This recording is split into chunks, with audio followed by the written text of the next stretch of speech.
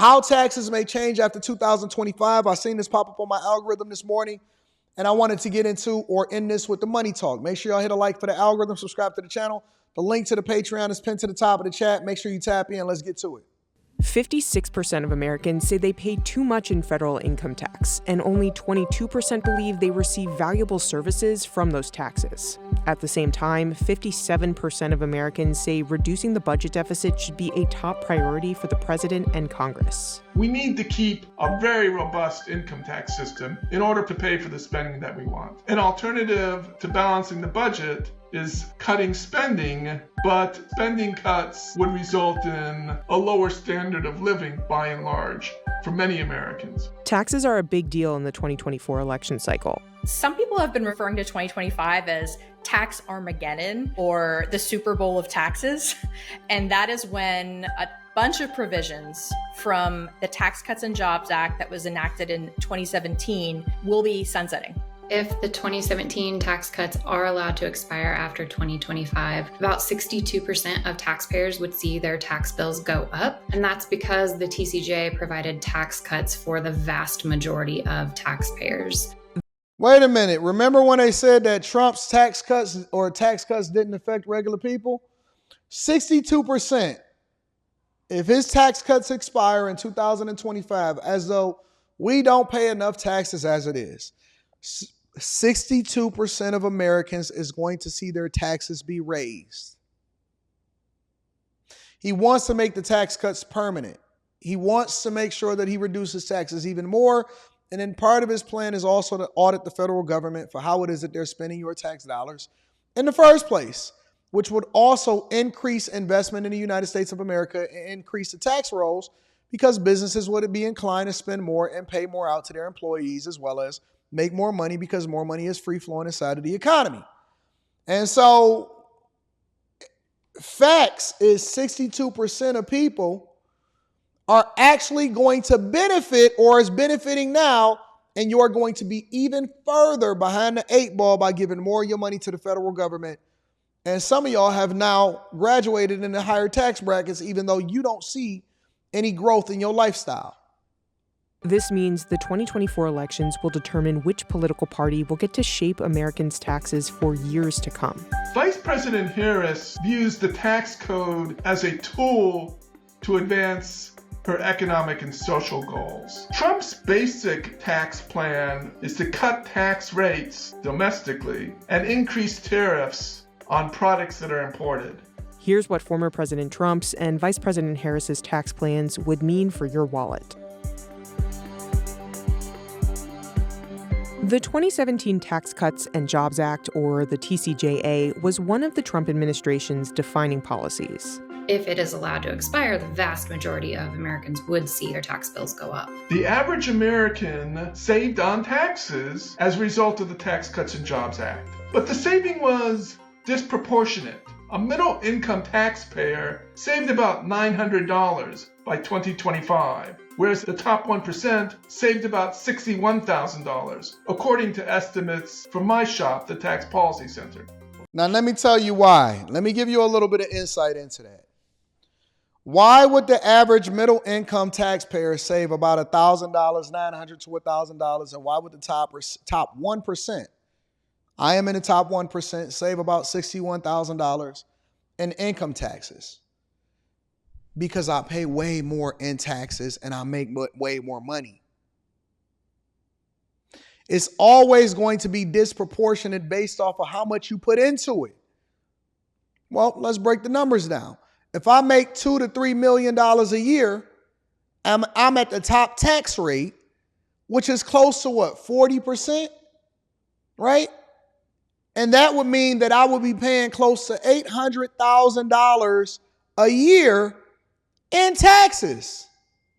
I will be paying $800,000 a year in taxes. So if I'm saving on average $61,000, I'm still paying disproportionately the majority of the taxes for the United States of America. It's because I make way more, and so I pay way more, and so I'm going to get a bigger tax cut based off of my tax rate and my percentage. Whereas if somebody else, the average middle income payer, is also getting a tax cut, but they don't make as much money. And so as a result, they don't put as much into what it is that we're talking about as the federal government. Meanwhile, you got Biden and Kamala Harris was running around saying the rich needs to pay their fair share.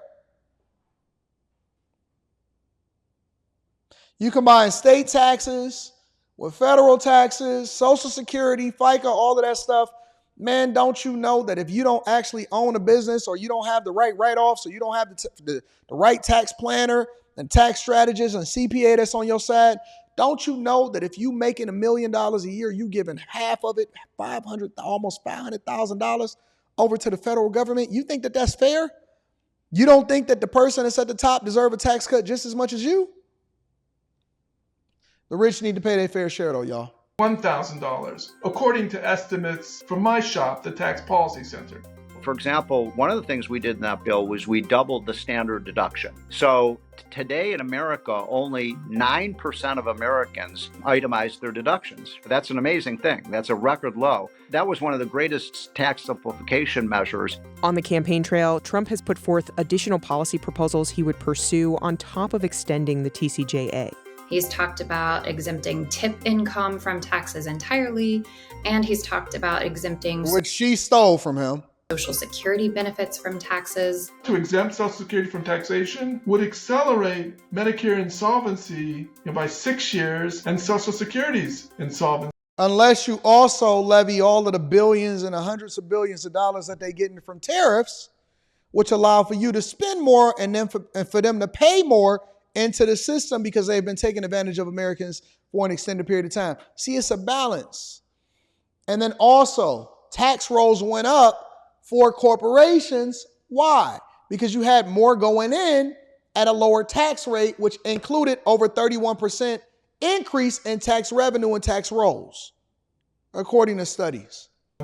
By 1 year. It's a pain point for seniors who are hit by that tax, and of course Social Security is such a key issue during this election that it's easy to understand why he may have proposed that. If Trump wins the 2024 election and is able to enact his plan into law, the average American's tax return will likely remain mostly unchanged since he plans to extend the 2017 TCJA.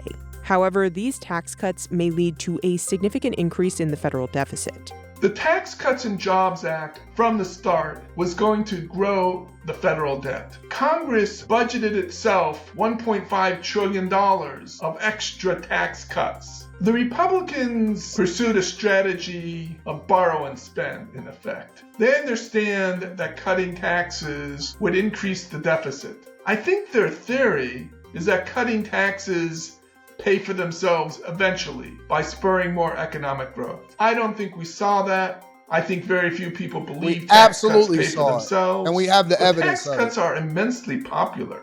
Everything we have to do should be oriented towards one thing: increasing the rate of economic growth of our country. The Congressional Budget Office. All right, so let's go over to Kamala Harris's plan and compare and contrast as a result of it. It's not entirely clear how Harris would deal with the Tax Cuts and Jobs Act. The administration's budget this year noted that they would continue those policies for people making under $400,000. So they want to continue some of Trump's policies. Okay. Pretty much 98% of taxpayers. So in a way, you could say that Trump and Harris agree on the tax cuts for about 98% of the population. No. Vice President. She agrees with Donald Trump. It's a difference. She agrees with what it is that he already instituted, but they don't want to admit it and they don't want to say it. Harris wants to advance a care economy. That is to provide for the help that Americans need for basic services. And those basic needs and resources include a living stipend, rental assistance, housing assistance. Unfortunately, what Kamala Harris wants is not tax reform, it's tax deform. She wants to raise the tax rates, which is like a hurdle for the U.S. economy, and then she wants to create all these new loopholes. That just becomes a field day for tax accountants and lobbyists. Like Trump, Harris has pledged to do away with federal income tax on tips. But one component, not like him, she bit off of his policy and his plan. Of Harris's plan that differs from Trump's is increasing a partially refundable child tax credit. The child tax credit was designed to help Look at the cat in the low back. to moderate income families. it's a benefit for people with kids. Republicans and Democrats differ on some basic design issues for the child tax credit. Most notably, whether the credit will be refundable or not. A refundable tax credit gives you the ability to get money back as a refund, even when you have no tax liability for the year. So it can be really beneficial to lower earners who wouldn't otherwise owe taxes. So Republicans favor the tax credit, especially for middle class and higher income taxpayers, whereas Democrats favor the tax credit all the way up and down the income ladder. And let me tell you what the problem is for that, as far as my opinion is concerned. The problem with that is that the people that take advantage of the system are the ones that don't even pay into it. And we basically becoming socialists. How can you take advantage of a system that you're not even paying into?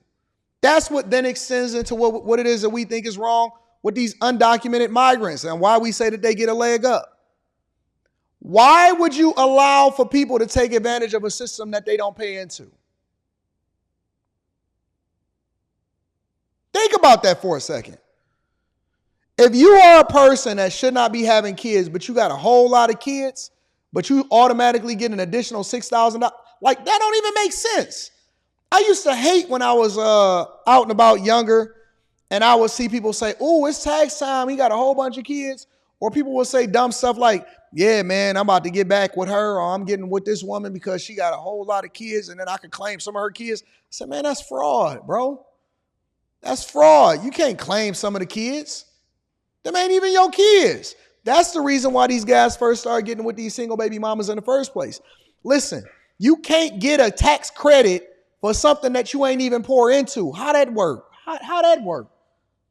The reason why people that's in the middle and at the top get the tax breaks while the 62% will be impacted in a positive way as Donald Trump continues to go in, or impacted in a negative way if Kamala Harris loses after the expiration of the 2025 tax credits or tax cuts, is because those are the people that pour into the system. And then they take your money and they give it to social services. They give it to building homeless shelters. They give it to people that don't deserve it. And they give it to illegal migrants that ain't even supposed to be here. They get debit cards, EBT cards, free everything, free hotels, and that's all on your back, bro. And so they always want to say, well, this is an opportunity economy. On whose dime and on whose back? On whose dime and on whose back do you get an opportunity? Because the opportunity is supposed to be presented to you, not given to you. It's presented to you. You have the opportunity to work, pay your fair share as a citizen, as a person that is working. And this is one of the reasons why we wanted to vet people instead of just letting them over into the border in the first place. I don't want my money to go over to you when you ain't did nothing for it. You ain't never paid into the system, but you could just take advantage of it. That's the problem. That's why everybody feels so entitled. They're looking for a handout. In 2017, the Tax Cuts and Jobs Act, the Republican bill doubled from $1,000 to $2,000 the child tax credit. And then later, as part of President Biden's American Rescue Plan, the child tax credit was increased even more and was made refundable. But Biden could not bring along any Republican votes. So basically, the Republicans favor more children tax credits, but the Democrats favor them even more. Harris's plan also gives qualifying households with a newborn a $6,000 tax credit. Additionally, she proposed a tax credit worth up to $25,000 for some first-time homebuyers. Many of the housing policies are designed to boost demand for housing rather than address the fundamental issue, which is supply constraints. Providing, tax credits for home buying, it sounds nice, but a lot of that will just funnel into the price of buying a home and ultimately not be effective. Is this going to be raising the price while at the same time taxpayers is footing the bill of the homes that and helping increase home ownership and increasing the housing supply? You have to look at the cost of housing, at regulations that are holding back building if you really want to address housing affordability. So the point is that you're going to be negatively or positively affected as far as what happens after 2025, depending on who you vote for and how you vote, which I know y'all say, oh my God, it don't really matter. Whatever's going to happen is going to happen. No. What happens is based off of the ignorance or the insight that comes along with being an informed voter. All right. So that's pretty much it.